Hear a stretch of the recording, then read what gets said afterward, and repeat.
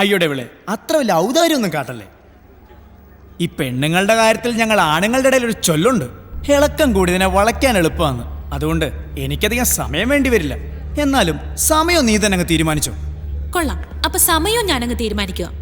ഇന്ന് February 14 Valentine's day. ഇന്ന് തൊട്ട് ഈ വർഷത്തെ ഇയർ എൻഡിങ് ഫംഗ്ഷൻ എന്നാണോ അന്ന് വരെ ഞാൻ നിനക്ക് സമയം തന്നിരിക്കുന്നു. അന്നോ അതിനുള്ളിലോ എന്നെ കൊണ്ട് താൻ ഇവന്റെ അടുത്ത് ഇഷ്ടമാണെന്ന് പറയിച്ചിരിക്കണം. ഇല്ലെങ്കിൽ നിന്റെ ഡിമാൻഡ് ഞാൻ അംഗീകരിക്കും. ചാലഞ്ച്. ചലഞ്ച്. അല്പസമയം ഇടവേള.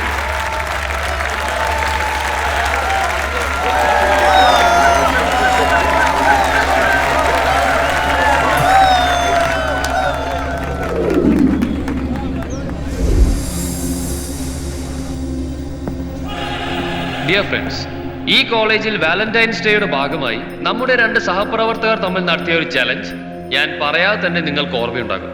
ആ ചലഞ്ചിന്റെ റിസൾട്ട് ഇന്ന് ഈ ഇയർ എൻഡിങ് ഫംഗ്ഷൻ ഡേയിലാണ് പ്രഖ്യാപിക്കുക എന്നും അന്ന് അവർ പറയുകയുണ്ടായി.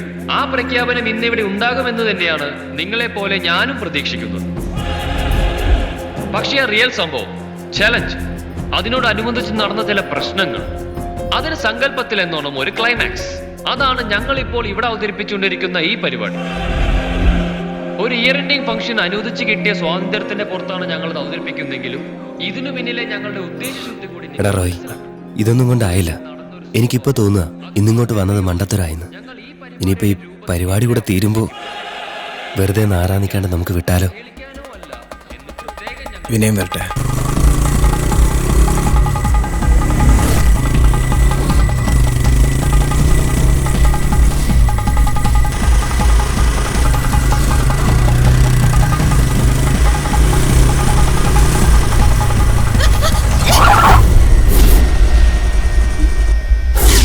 കളിച്ചിരികൾ നിറഞ്ഞ ആദ്യ പകുതിക്ക് ശേഷം കഥ 2ാം പകുതിയിലേക്ക്.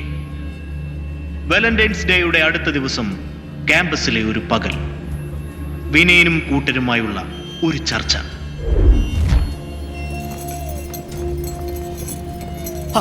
നിങ്ങൾ ഇതെന്താ ഒന്നും മിണ്ടാതിരിക്കുന്നത്? എടാ ഡോക്ടറെ, എന്തെങ്കിലും ഒന്ന് പറ. എനിക്കാ ഇപ്പൊ സമാധാനം ഇല്ലാതായത്. റോയ്, ഇതാണ് നിന്റെ കുഴപ്പം. ആദ്യം തന്നെ ഒരു കാര്യം ഞാൻ നിന്നോട് പറഞ്ഞേക്കാം. എനിക്ക് മറ്റുള്ളവരുടെ കാര്യം പോലല്ല ഇപ്പൊ നിന്റെ ഈ കാര്യം. ഇതാണ് നിന്റെ കുഴപ്പം. ദേ, ഒരു കാര്യം ഞാൻ ആദ്യമേ പറഞ്ഞേക്കാം. മറ്റ് കേസുകെട്ടുകൾ അറ്റൻഡ് ചെയ്ത പോലെ അല്ല എനിക്കിപ്പോൾ നിന്റെ ഈ വിഷയം. നിനക്കൊരു സഹായി എന്ന നിലയിൽ പുറത്തു നിന്ന് കളിച്ച എന്നെ എബിൻ ഇപ്പോൾ വലിച്ച് ഫ്രെയിമിനകത്തേക്ക് ഇട്ടേക്കുക. അതൊരു കുരുക്ക. അത്ര പെട്ടെന്ന് ആ കുരുക്കഴിക്കാൻ പറ്റുകയല്ല, അതാദ്യം മനസ്സിലാക്കുക.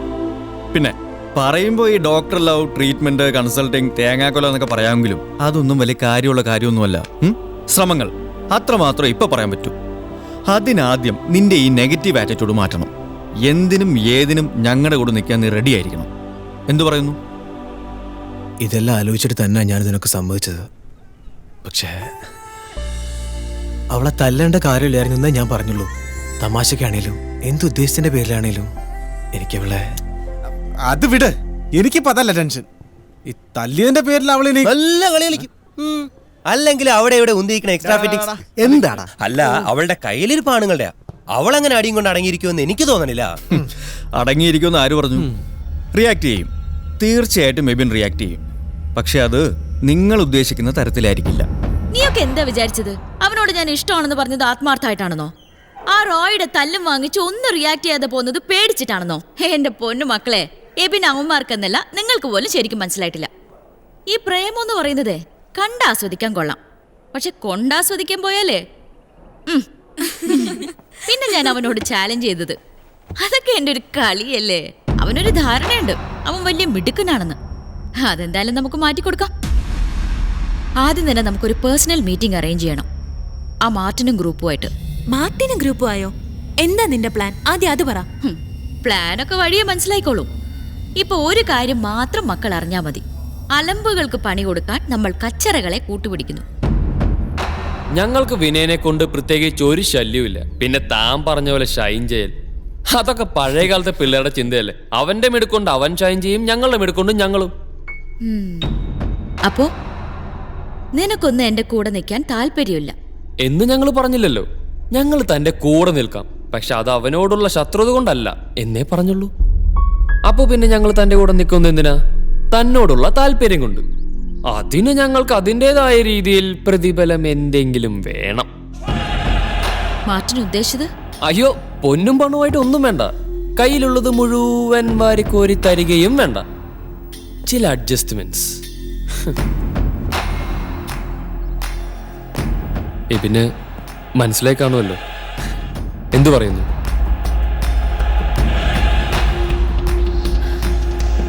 സമ്മതം. എബിൻ, നീ വെറുതെ. സമ്മതം. പക്ഷെ ഒറ്റ കണ്ടീഷൻ. ഞാൻ പ്ലാൻ ചെയ്തിരിക്കുന്ന കാര്യങ്ങൾ സക്സസ് ആയാൽ മാത്രം നിന്റെ ഡിമാൻഡ് ഞാൻ അംഗീകരിക്കാം. Okay, agreed. ആദ്യം വിനയനെയും അവന്റെ ഗ്യാങ്ങിനെയും തമ്മിൽ തെറ്റിക്കണം. അതിന് പറ്റിയ തുറുപ്പുചീട്ട് അവർക്കിടയിൽ തന്നെ ഉണ്ട്. മഞ്ജു. ഒരു ചെറിയ അഫയർ വിനയനും മഞ്ജുവും തമ്മിൽ. അതൊന്ന് വേണ്ട രീതിയിൽ വർക്ക്ഔട്ട് ചെയ്തെടുത്താ. പക്ഷെ അത് വിശ്വസിക്കുന്ന രീതിയിലാകണമെങ്കിൽ ചില സിറ്റുവേഷൻസ് ഒക്കെ നമ്മൾ തന്നെ ക്രിയേറ്റ് ചെയ്യേണ്ടി വരും. അതൊരിക്കലും എനിക്കോ എൻ്റെ ഗ്രൂപ്പിലുള്ളവർക്കോ സാധിക്കില്ല. അവർക്കത് മനസ്സിലാവും. അതുകൊണ്ടാണ് എനിക്ക് നിങ്ങളുടെ സഹായം വേണ്ടത്. എന്തു പറയുന്നു?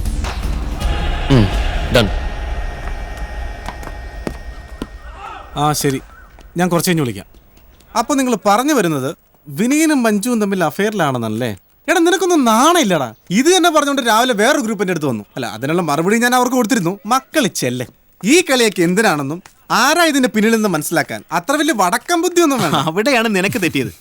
നീ എന്താ ഉദ്ദേശിച്ചെന്ന് ഞങ്ങൾക്ക് മനസ്സിലായി. ഡെവിളുടെ കാര്യമല്ലേ? അവൾ ഈ വിഷയം അറിഞ്ഞു എന്നുള്ളത് നേരാ. പക്ഷെ അറിഞ്ഞപ്പോ അവളെന്താ പറഞ്ഞെന്നറിയോ? ഇത് ഈ ബിഗിനിങ് സ്റ്റേജിൽ സുധി അറിയാതിരുന്നാൽ മതിയെന്ന്. അതെന്തുദ്ദേശത്തിലാണെന്നുള്ളത് ഞങ്ങൾക്കറിയാം. ഞങ്ങൾക്ക് പക്ഷേ ഈ കാര്യത്തിൽ ഒറ്റ ഉദ്ദേശമുള്ളൂ.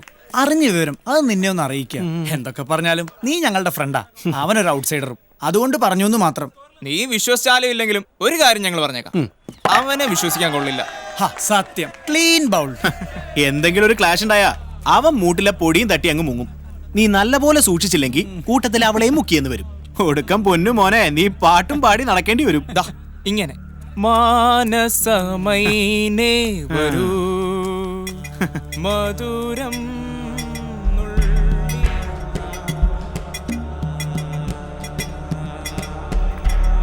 ആ വരട്ടെ, നോക്കാം.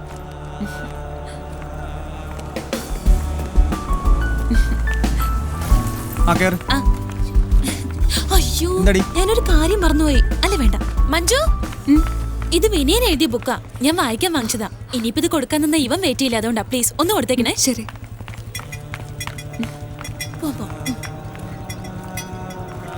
കാത്തു സൂക്ഷിച്ചൊരു കസ്തൂരി മാമ്പഴം കാക്ക കൊത്തി പോയി. അയ്യോ കാക്കച്ചി കൊത്തി പോയി. നോക്കി വെച്ചൊരു കരകരപ്പഴം നോട്ടം തെറ്റിയ. പിന്നെ ഭയങ്കര രസം. First attempt success. അടുത്ത പ്ലേ അടുത്ത ദിവസം. ISO സ്പേസ് നിത്യ നിത്യ NITHYA. എടാ, നിന്റെ ഫ്രണ്ട്സിനെ കൊണ്ടുകൂടി മെസ്സേജ് അയപ്പിക്കണേ. ഓക്കെടാ. ഇതിപ്പോ കോളേജ് മാഗസീനിലൊക്കെ കഥ എഴുതുക എന്ന് പറഞ്ഞാൽ അതിന് അതിൻ്റെതായ ഒരു സ്റ്റാൻഡേർഡ് വേണ്ടേ? ഉള്ള കാര്യം പറയാമല്ലോ, ഞാൻ അങ്ങനെ വലിയ എഴുത്തുകാരനൊന്നുമല്ല. ഇതൊക്കെ ജീവിക്കാൻ വേണ്ടിയിട്ടുള്ള ഓരോരോ വേഷം കെട്ടലല്ലായിരുന്നോ? അതുകൊണ്ട് എനിക്ക് പറ്റില്ല, എന്നെ വിട്ടേക്ക്. അങ്ങനെ പറഞ്ഞാൽ എങ്ങനാ? ഞാൻ വിനയനെ കണ്ടിട്ടാ ഇത് ഏറ്റത് തന്നെ. അങ്ങനെ വലിയ മഹത്തരമായ കഥയൊന്നും വേണ്ടടവേ. തൽക്കാലം പിള്ളേരുടെ മുമ്പിൽ ആളാവാൻ ഒരു കഥ. അതിന് അത്ര വലിയ സ്റ്റാൻഡേർഡ് ഒന്നും നോക്കുകയും വേണ്ട. താൻ തന്റെ പേരിലല്ലോ, എന്റെ പേരിലല്ലേ കഥ എഴുതുന്നത്. ഏ മഞ്ജു, ഒന്ന് നിന്നേ. എന്താ, നീ ആ റെക്കോർഡ് കംപ്ലീറ്റ് ചെയ്തായിരുന്നോ? ഉവ്വ്, അത് ഞാൻ ഇന്നലെ തന്നോട് പറഞ്ഞതല്ലേ. ആ ഉവ്വ്. എനിക്ക് അതിൽ ചെറിയൊരു പോർഷൻ ഡൗട്ട് ഉണ്ടായിരുന്നു. അതൊന്ന് ക്ലാരിഫൈ ചെയ്യാനൊന്ന് തരണേ. പിന്നെ നീ അറിഞ്ഞാണല്ലോ, നമ്മുടെ ക്യാമ്പസ് മാഗസീനിലേക്ക് ഞാനൊരു കഥ എഴുതി കൊടുക്കാവുന്ന ഏറ്റ കാര്യം. ഇയാളെ മനസ്സ് കണ്ടിട്ടാ ഞാനത് ഏറ്റത്. ഇപ്പൊ കക്ഷിതേ പറ്റില്ലെന്നാ പറയുന്നത്. നീ സംഭവത്തിന്റെ സീരിയസ്നെസ് ഒന്ന് പറഞ്ഞു കൊടുക്ക്. നീ പറഞ്ഞ ആള് കേക്കും. എന്താ വിനയ ഇത്? എഴുത്തിലൊക്കെ ഒരുപാട് ഇൻട്രസ്റ്റ് ഉള്ള ആളാണല്ലോ ഇയാള്. എന്ത് പറ്റി? എഴുത്തൊക്കെ മതിയാക്കിയോ? ശ്രുതി വരുന്നു. പറഞ്ഞു തീർന്നില്ല. കഥയുടെ കാര്യം ചോദിക്കാനേ വിളിക്കുന്നത്. വിനയ, താൻ എങ്ങനെയെങ്കിലും അത് നേട്ടെടുത്തേ പറ്റൂ. മഞ്ജു മഞ്ജു ഒന്ന് പറഞ്ഞു കൊടുക്ക. ഞാനിപ്പോ വരാം. അല്ല, തനിക്ക് എന്താ ഒരു കഥ എഴുതി കൊടുക്കുന്നതിൽ ഇത്ര ബുദ്ധിമുട്ട്? ബുദ്ധിമുട്ടൊന്നും ഉണ്ടായിട്ടല്ല സുധി. താൻ ഉദ്ദേശിക്കുന്ന പോലെ ഒരു ക്യാരക്ടർ അല്ല നാൻസിയുടേത്. എന്റെ വകയിലൊരു റിലേറ്റീവാണ് ഈ നാൻസി. ആള് മാരീഡാ. പക്ഷെ ഇടയ്ക്കിടയ്ക്ക് ഫോൺ വിളിക്കുന്നത്, അതും ഹസ്ബൻഡ് ഇല്ലാത്ത നേരം നോക്കി. എന്തിനാന്ന് നിന്റെ വിചാരം? നല്ല ഉദ്ദേശത്തോടാണെന്നാണോ? എടാ, ഈ പെണ്ണെന്ന് പറയുന്ന വർഗം ഉണ്ടല്ലോ, കുടിച്ച വെള്ളത്തിൽ കൂടി വിശ്വസിക്കാൻ കൊള്ളില്ല.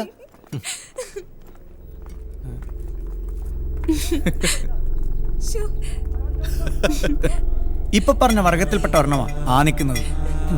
നിന്നോട് പറഞ്ഞാൽ മനസ്സിലാവില്ലല്ലോ. നീ ഇതെന്തിനാ എന്നെ നോക്കി പഠിപ്പിക്കുന്നു? ഇതൊക്കെ എല്ലായിടത്തും സർവ്വസാധാരണ.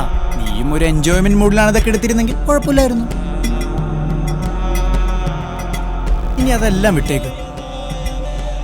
നിന്നെ ഒന്ന് വിശ്വസിപ്പിച്ച് തരേണ്ട ബാധ്യത ഞങ്ങൾക്കുണ്ടല്ലോ. അതുകൊണ്ട് പറയുക, നിനക്കൊരു കാര്യം ഞാൻ പറയുന്ന പോലെ ചെയ്യാൻ പറ്റും. അവളുടെ സെൽഫോൺ എടുത്തു മാറ്റാൻ നിനക്ക് വലിയ ബുദ്ധിമുട്ടൊന്നുമില്ലല്ലോ. പറ്റുമെങ്കിൽ അതൊന്ന് അടിച്ചു മാറ്റും. വിനയന്റെ കോൾ അവളുടെ മൊബൈലിലേക്ക് വരുന്നത് നിനക്ക് കാണാം. ഉറപ്പ്.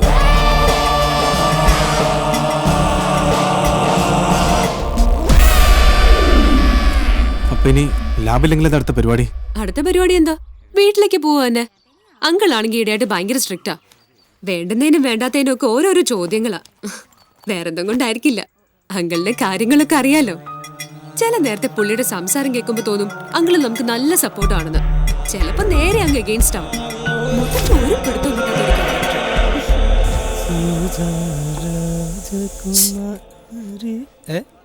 മൊബൈൽ എന്തേ?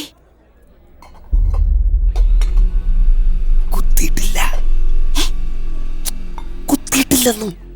എന്താ കുത്തിയിട്ടില്ല പറഞ്ഞ മനസ്സിലാവും. ദൈവമേ, ഇവൻ എന്ത് വൃത്തികേടായി കാണിക്കുന്നത്. ചിടുങ്ങാതെ മേശ തുടക്കണം. പിള്ളേരെ ചീത്തയാക്കാൻ വന്നേക്കുന്നു.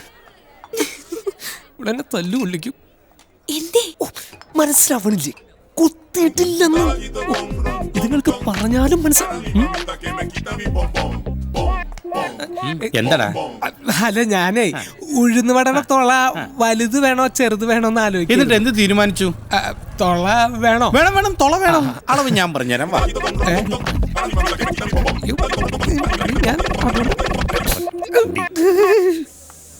ഓ, സന്തോഷായി. നന്നായിട്ടൊന്ന് കുളിക്കണം. എന്ത് മനുഷ്യനത്? എന്താണ് മുതലാളി തൊഴിലാളിയുടെ ചെവിയിലെ ഒരു രഹസ്യം പറച്ചില്? രഹസ്യോ? കേൾക്കണോ? നല്ല രസമുണ്ട്, ഏയ് വേണ്ട, പറഞ്ഞുതരാം. വേണ്ട. അയ്യോ, വേണ്ടേ വേണ്ടേ, സ്വന്തമായിട്ട് കേട്ടാ മതിയേ. രഹസ്യം പറച്ചല്.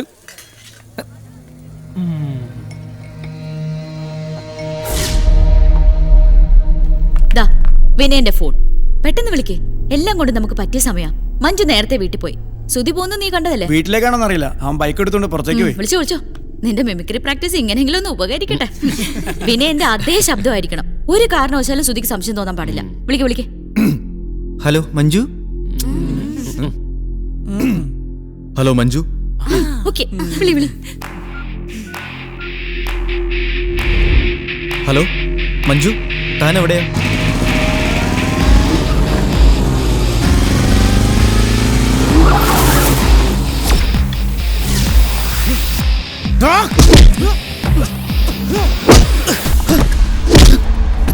നിനക്കെന്റെ പെണ്ണിനെ വേണം അല്ലടാ? നീ കാര്യം നിനക്ക് കാര്യമില്ല അല്ലേ?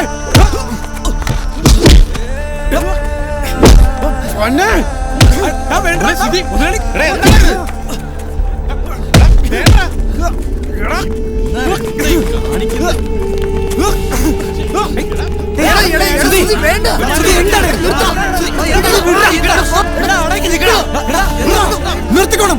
നിന്റെ ഇവിടുത്തെ ജോലി കളി പ്രേമം കൂട്ടുകൊടുപ്പ് ഒക്കെ നിർത്തിക്കോണം. നിന്നെ ഇവിടെ കണ്ടുപോകരുത്. ഇവിടെ ഏരിയ കാണരുത്.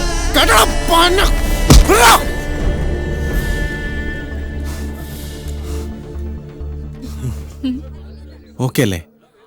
ഇതല്ലേ താൻ പ്രതീക്ഷിച്ച ക്ലൈമാക്സ്? അല്ല, ഇനി അതല്ല, കുറച്ചുകൂടി ഗംഭീരമായ ക്ലൈമാക്സ് ആണ് താൻ പ്രതീക്ഷിച്ചതെങ്കിൽ അതും ആവാം. ഇവനെ കഴുത്തിന് പിടിച്ച് വെളി തള്ളി പടിയടച്ച് പിണ്ണോ വെച്ച് ചാണകവെള്ളം കലക്കി തെളിച്ച് ഒരു ശുദ്ധികലശം നടത്തണമെങ്കിൽ അതും ആവാം. അങ്ങനെ അങ്ങ് പോയാലോ? ഇവിടെ നടന്ന ക്ലൈമാക്സിന്റെ ബിഫോർ പോർഷൻ എനിക്കും അറിയാം, തനിക്കും അറിയാം. പക്ഷേ ഇവിടെ കൂടി നിൽക്കുന്ന പലർക്കും അതറിയില്ല. അതുകൊണ്ട് ഒരു 5 മിനിറ്റ് നിർത്തരുത്. അത് ഞാൻ പറഞ്ഞു കൊടുക്കാം.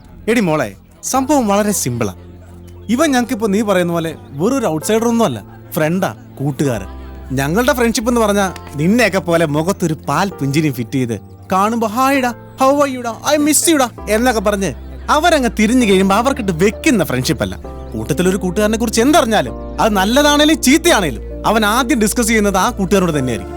അതാണ് മോളെ ഫ്രണ്ട്ഷിപ്പ്. അതാദ്യം മനസ്സിലാക്കി. അത് മനസ്സിലാക്കിയിരുന്നെങ്കിൽ നീ ഇവന്റെ കുറ്റവും പറഞ്ഞോണ്ട് നിന്റെ സിൽബന്തിൽ എന്റെ അടുത്തേക്ക് പറഞ്ഞു വിടില്ലായിരുന്നു. ചുരുക്കി പറഞ്ഞ എത്ര ഉള്ളു മോളെ, നീ ഞങ്ങൾക്ക് ഒരു പണി പണിയാൻ നോക്കി, അത് മനസ്സിലാക്കി ഞങ്ങൾ തിരിച്ച് അങ്ങോട്ടൊരു പണി പണിതു, അത്രേ ഉള്ളൂ. ഫ്രണ്ട്സ്, അപ്പൊ കാര്യങ്ങളൊക്കെ എല്ലാവർക്കും മനസ്സിലായല്ലോ. അപ്പൊ നമുക്കിതൊന്ന് ആഘോഷിക്കണ്ടേ? അപ്പോ ആഘോഷം തുടങ്ങാം മോളെ ഡെവിളെ.